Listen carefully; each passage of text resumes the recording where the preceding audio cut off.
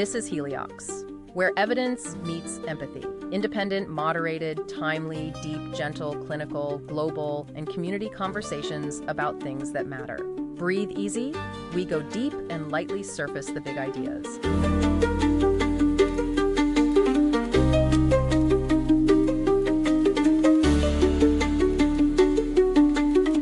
All right, here we go. You've sent us this stack of absolutely fascinating sources all about how different things can impact the brain. Yeah, really interesting material. We are about to take a deep dive into this material, specifically zeroing in on what it tells us about traumatic brain injury, TBI, and its effects. Right. We'll also touch briefly on a few other brain impacts mentioned in these pages. Okay. Our mission here is to extract the most important nuggets of knowledge from this stack quickly and thoroughly, so you can be truly well-informed about what these sources reveal. Yes, and the material you've provided offers a really valuable and detailed look into the complexities of brain injury. While there is mention of research, noting associations between things like COVID-19 and SARS-CoV-2 and changes in brain structure or impacts on IQ. Okay, yeah, saw that. The vast majority of the detail and evidence in this stack is focused squarely on the significant challenges following traumatic brain injury, particularly around communication and social skills. Right, so that's the core. Exactly. So our core focus in this deep dive, based only on these sources, we'll be breaking down the physical changes after TBI, the cognitive challenges, the social and communication impacts, how these are assessed, and the evidence presented here for rehabilitation approaches, including some truly insightful findings about communication partners. Okay, let's unpack this then. The sources talk about traumatic brain injury. What exactly is happening in the brain when someone sustains a TBI, according to this material? Well, the material describes TBI as causing distinct physical changes in the brain. For instance, a type of MRI scan called diffusion tensor imaging. DTI. Yeah, DTI. It can actually show the loss of white matter fibers. These are like the brain's critical wiring, connecting different areas. Okay. The connections themselves get damaged. Precisely. Yeah. And intracranial bleeding is also very common, seen in almost half of people initially.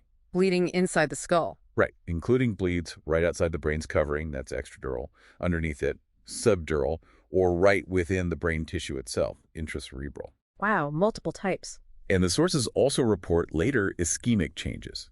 That means blood flow is reduced or blocked in certain areas. Okay, and does it matter where this happens? Absolutely critical. Areas like the hippocampus and basal ganglia are frequently affected.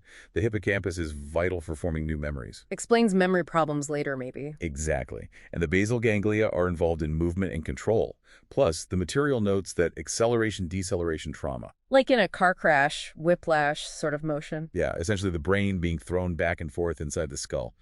That makes specific frontal and temporal regions particularly vulnerable to contusion or bruising. And those are key areas for executive functions, personality, understanding language, sounds, really crucial stuff. Wow, so it's not just a general shakeup. Specific areas get hit hard, and the way the brain moves matters. How is the severity of a TBI even measured or understood initially, based on these sources? Well, according to these sources, the initial severity is typically calibrated by the depth and duration of altered consciousness. How conscious someone is, basically. Yeah. A common tool for this is the Glasgow Coma Scale, or GCS. It gives a score between 3 and 15, based on simple observations like eye-opening, motor response, and verbal response. 3 to 15. Low is worse. Correct. A score of 13-15 usually indicates a mild injury, while a score down near 3 suggests severe impairment. Okay. And what happens after the coma, if there is one? Following a period of unconsciousness, there's often a phase of confusion and disorientation known as post-traumatic amnesia, or PTA. PTA, right. And the sources emphasize that emergence from PTA is a gradual process, not like flipping a switch. Makes sense. Different scales like the Galveston Orientation and Amnesia Test GOAT or the Westmead PTA scale, WPTS, are used to monitor this emergence. So, ways to track recovery of awareness. Yes, but interestingly, the sources point out that these different tools can sometimes give slightly different estimations of when PTA actually ends. Oh, so it's not perfectly clear-cut. It highlights just how complex and variable this early recovery phase is. People can show different patterns in regaining orientation versus memory. And who is most likely to experience a TBI based on these sources? Is it mainly like athletes or accident victims? The incidence data provided shows a couple of peaks, actually. TBI is most common in the very young, 0 to 4 years old. Little kids. Yeah, and the elderly, age 65 and older, In these groups, falls and sports injuries are frequent causes. Okay. Falls make sense for both ends of the age spectrum. But the sources highlight that more severe injuries have a different pattern. Mm. They are highest in males aged 15-24 years. Young men. And motor vehicle accidents are a primary cause in this group. Right. Risk-taking years, maybe? Could be a factor.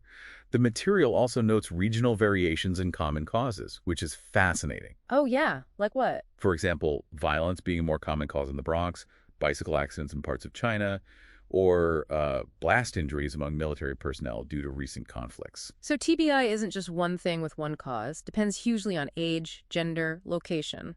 Exactly. Very context dependent. Okay. Moving beyond the physical structure. Right. What about the cognitive challenges people face after TBI? According to the sources, this feels like where things start to get really complex and touch on daily life more. It certainly does. The sources explain that these cognitive deficits arise from that complex interplay of damage, especially to those vulnerable frontal brain systems we mentioned earlier. Okay. And there's a particularly concerning trend noted for mood disorders, especially depression. Depression after TBI. Yes, the incidence rate is estimated at around 25% in the first year post-injury. A quarter of people. But studies looking several years out show this can rise significantly to 40-50% or even more. Wow, it gets worse over time. It seems so. And a key point from the sources is that, in many cases, these are new mood disorders emerging after the injury, not pre-existing conditions. That's a really significant long-term impact. What about attention and just processing information? Simply thinking clearly seems fundamental. Absolutely. The sources say that problems with attention and concentration become very apparent, especially when the person with TBI is faced with tasks that are complex, demanding, or sustained. Like focusing for a long meeting. Exactly. Or when there are distractions present. Think about trying to follow a complex conversation in a noisy restaurant that becomes incredibly difficult for many. Yeah, I can see that. Slowed information processing is also prevalent. Things just take longer to register and figure out. Why is that? It's thought to be potentially due to diffuse axonal injury, that widespread shearing or stretching of the brain's white matter connections, like wiring is frayed, slowing down the signals. Ah, back to the wiring, so it impacts speed. Everything just takes longer. And memory. Remembering things seems like such a basic function that TBI must disrupt. Oh, absolutely. Difficulties with acquiring new information are commonly described in these sources. Basically, storing or consolidating new memories gets messed up. Which makes sense. You said the hippocampus is often damaged. Precisely. But faulty learning can also happen because of low attention span or using inefficient strategies, not just pure memory damage. Okay, so multiple factors. And a key distinction the sources point out. People with TBI often struggle significantly with spontaneous recall, just pulling information out of memory on demand. Like remembering someone's name out of the blue. Exactly. But they tend to perform better with recognition when given specific cues. So if I said, was his name John or James, they might get it. They'd likely do better with that than just, what was his name? Interesting. What about remembering to do things? Ah, prospective memory. Yeah, impairments there are also common remembering to carry out intentions later, particularly time-based tasks like remembering to take medication at 2 p.m. They might just lose track of time. You mentioned executive function earlier and those frontal brain regions. How does that tie into these cognitive issues and start affecting maybe behavior or communication? Right. Executive dysfunction is frequently discussed. And the sources note it often overlaps with emotional and behavioral issues linked back to those vulnerable frontal regions. Okay. Impaired inhibitory control is a key aspect. That's the capacity to stop a habitual action that's no longer appropriate for the situation. Like stopping yourself from blurting something out. Exactly. Or stopping a physical action you started automatically. Tasks used to measure this, like go-no-go tasks, where you have to not respond to certain signals, really highlight this difficulty. No-go. Okay. And the sources note that slowed processing speed, which we just talked about, can actually make this worse. How so? Because the brain process needed to stop, the action is delayed. So the impulse wins out more easily. Ah, okay. And this connects to communication how? Directly. Because effective communication requires strong executive function for planning what you want to say, taking the listener's perspective. Thinking about the other person. Right. Regulating your output, not talking too much or too little. And making inferences about what the other person means. All that needs executive control. And when that's impaired? You see, the problem is reflected in things like the Latrobe Communication Questionnaire, which is mentioned in the sources. It captures issues like talking too much due to disinhibition, Okay. or talking too little due to loss of drive or initiation problems, losing track of the conversation thread because of attention issues, difficulty managing the communication task itself, like selecting accurate information or adapting your style. That makes sense. It's not just about words, it's managing the whole interaction. Exactly. Okay, here's where it gets really interesting for me. These sources really highlight the social and communication challenges, not just the cognitive ones. Why are these often so devastating after TBI? Well, the sources state quite clearly that TBI can seriously disrupt the social and communication skills that are, basic requirements for everyday life. Yeah. And they emphasize that the loss of these interpersonal skills can be the most devastating long-term aspect for individuals with TBI and their families, often more so than the physical recovery. More than learning to walk again, maybe? For many, yes, because it impacts relationships, work, community life, everything. This ties into what's called social cognition. Social cognition. It's the cognitive processes we use to make sense of interpersonal cues, predict behavior, and communicate effectively in social settings. So like reading the room. Kind of, yeah. It includes crucial abilities like recognizing emotions in others' faces or voices, engaging their thoughts or intentions, what's known as theory of mind, or TOM. Theory of mind. Understanding what someone else is thinking or feeling. Exactly. And those early descriptions of personality change post-TBI, like saying someone became socially perceptive, self-centered, insensitive, and said they were really hinting at these underlying social cognitive deficits even before we had the term. How does regulating emotions fit into this picture? Does that get disrupted too? Oh, very frequently, as the sources show. Emotional and behavioral regulation is often disturbed. In what way? It can manifest in different ways. Ah. Either under arousal and a loss of drive, someone might become more withdrawn, apathetic. Less engaged? Right. Or conversely, excitability and disinhibition, poor impulse control, leading to impulsive behavior or maybe excessive talkativeness, not filtering themselves. So extremes. And these impact interactions. Directly. They impact interpersonal relationships and consequently communication competence.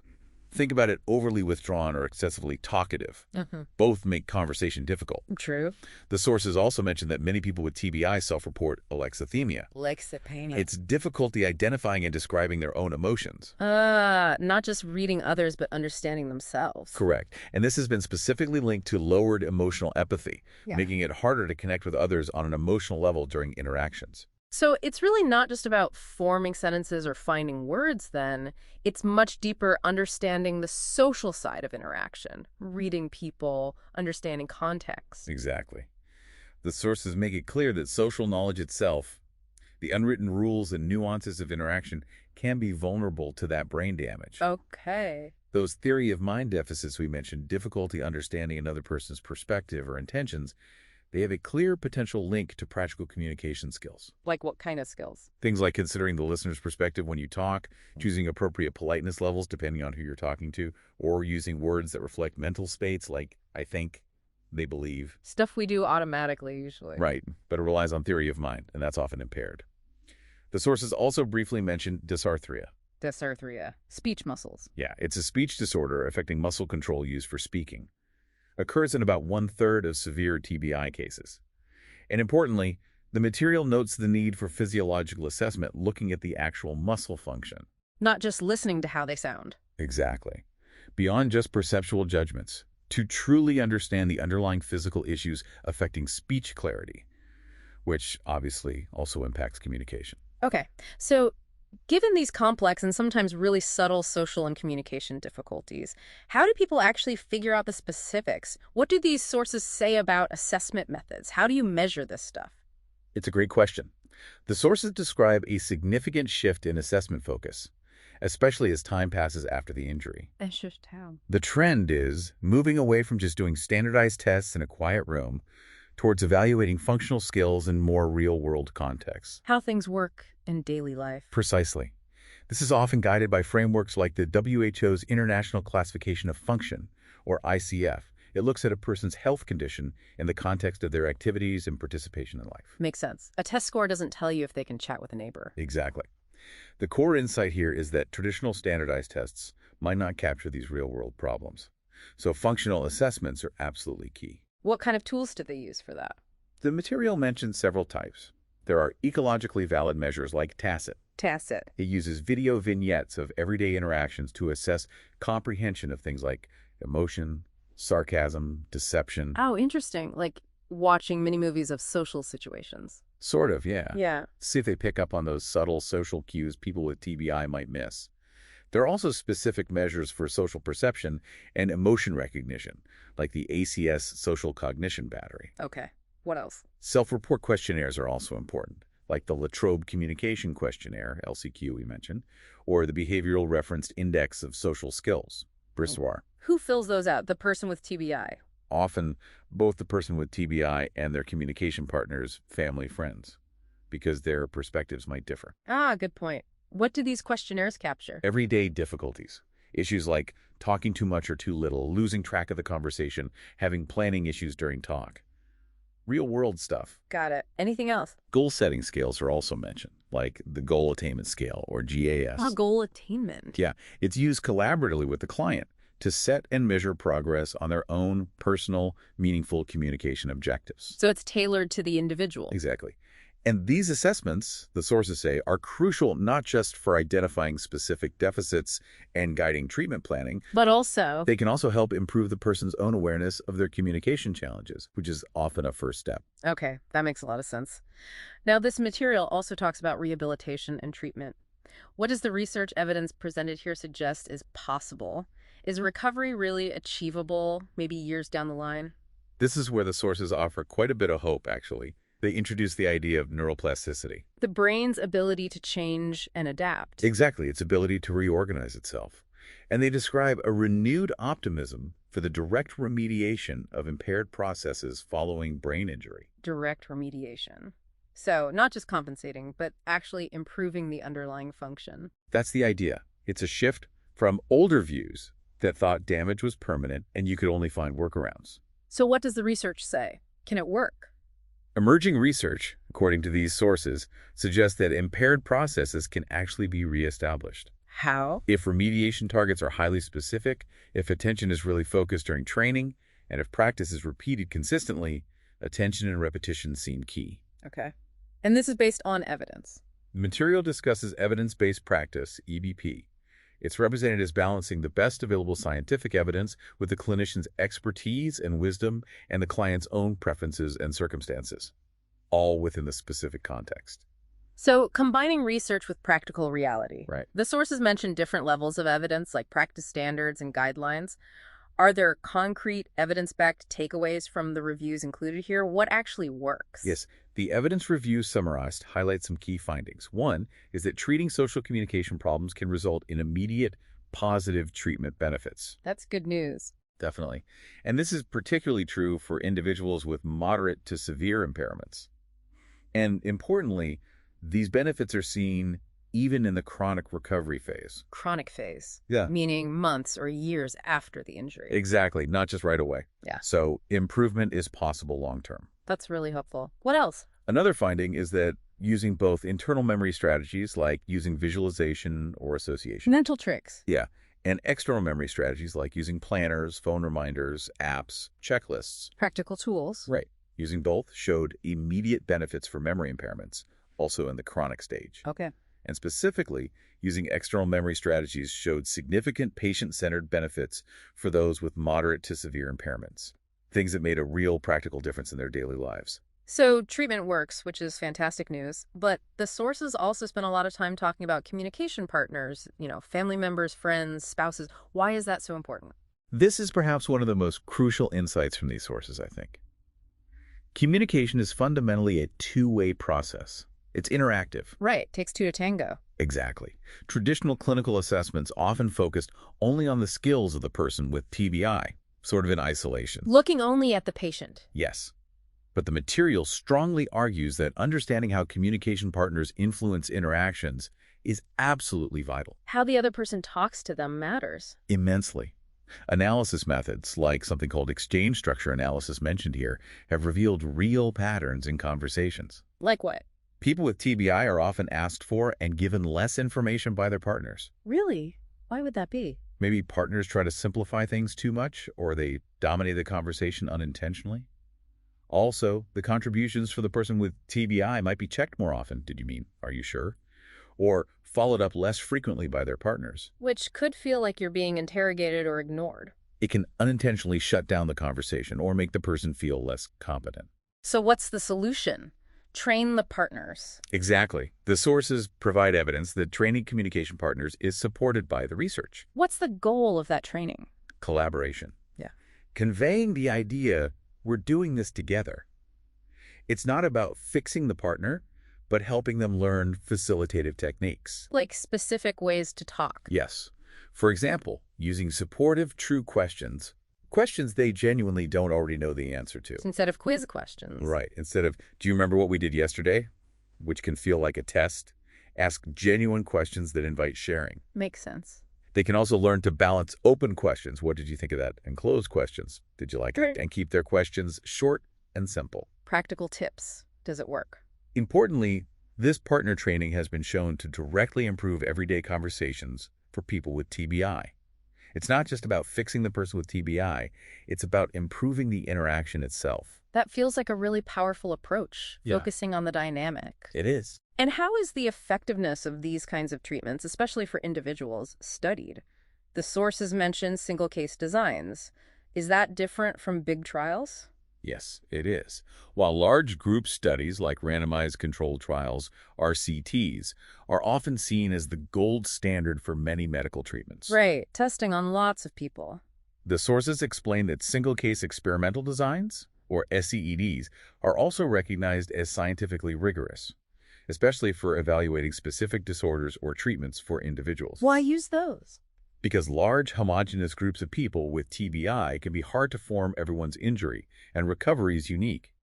SCEDs allow researchers to look closely at the effect of an intervention on one person. Okay. They note that multi-phase designs within this methodology are considered true experiments that can demonstrate cause-effect relationships for an individual. Did the treatment cause the change we see? Like a before and after, but more rigorous. Exactly. Often with multiple phases, like baseline, treatment, maybe withdrawal treatment, to show the effect is really linked to the intervention.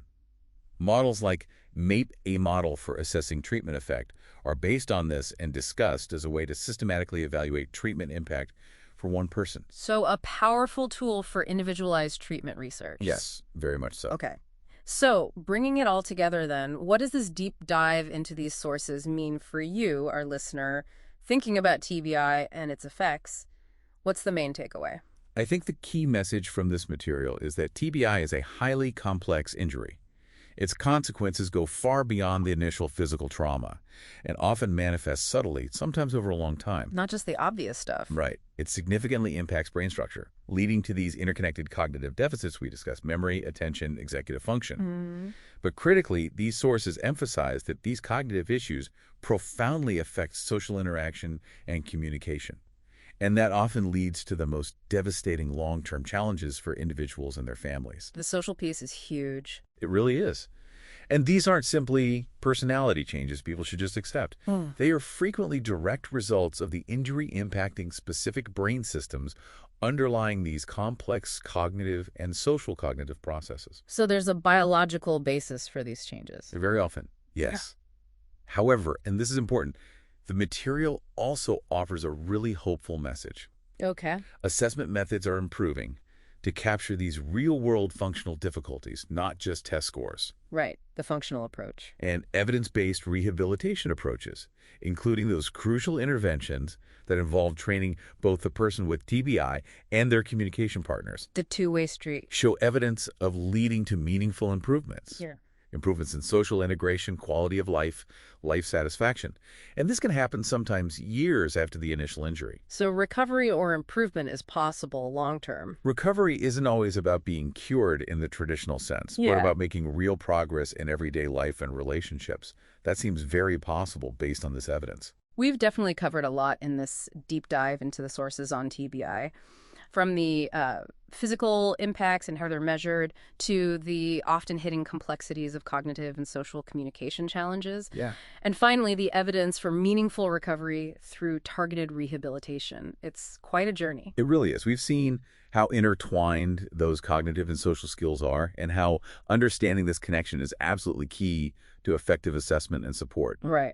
And we've also seen that communication isn't just on the person with TBI. It's a dynamic shared responsibility between people, and training partners can have a really significant impact. So thinking about all that, what does the evidence presented here showing the potential for brain plasticity, that the brain can change, and the significant positive impact of focusing on real-world communication and training communication partners? What does that prompt you to consider about the nature of recovery, support, and connection after brain injury? Thanks for listening today. 4 recurring narratives underlie every episode: boundary dissolution, adaptive complexity, embodied knowledge, and quantum-like uncertainty. These aren't just philosophical musings, but frameworks for understanding our modern world. We hope you continue exploring our other podcasts, responding to the content, and checking out our related articles at helioxpodcast.substack.com.